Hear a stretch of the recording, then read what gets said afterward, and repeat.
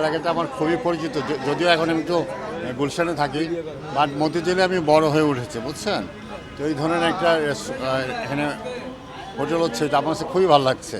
এখন সব পুরো দেখি নাই, কিন্তু বাট আপনাদের এসে টিভি বা ওদেরকে আমি চিনি, আমি আশা করছি ওইটা ওই ধরনেরই হবে।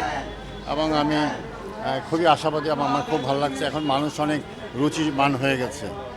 ধরেন এই এলাকাতে এই ধরনের একটা হোটেলের প্রয়োজন ছিল।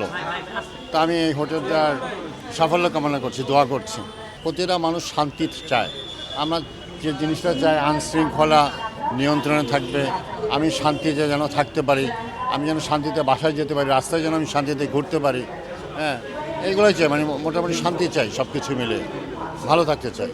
যে স্বপ্ন দেখেছি বা যা ভেবেছি আল্লাহ তা পূরণ করেছে। ওকে আমি বলতেছিলাম যে দিশা, 25 সালটা আমরা আরও সুন্দরভাবে করতে চাই, আরও মানে কীভাবে এমন স্বপ্ন দেখতে চাই যে স্বপ্নগুলো পূরণ হওয়ার মতো, এবং আমরা খুবই আশাবাদী আল্লাহ আমাদের সেই স্বপ্নগুলো পূরণ করবে। আমরা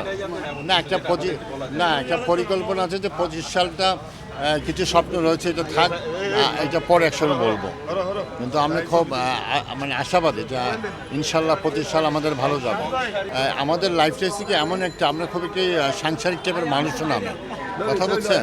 যেমন টিপিক্যাল সংসার, যে বাসায় যাবে, ইসা রান্না করবে, এইগুলো করবে, ঘর গোছাবে, বরং আমি অনেকটা বেশি গোছানো, আমি খুব গোছানো টাইপের মানুষ।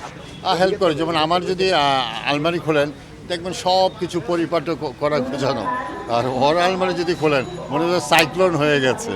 বাট সে আমাকে খুব হেল্প করে। ধরেন বাসায় যেমন একটা বাবুর্চি আছে, কিন্তু কখনো যদি সে না আসে তখন কী সব মানে সব কিছু করতে চায়, বাট আমি চাই না সে ওই ধরনের কাজ করো। বাট আমরা খুবই হ্যাপি, মানে এগুলো কোনো ঝামেলা হচ্ছে না আমাদের, সবই সারপ্রাইজ। আমি যাই দেই, আমি যদি একটা মনে করেন ছোটো চাবি রিং দিই, এটা ওর জন্য সারপ্রাইজ।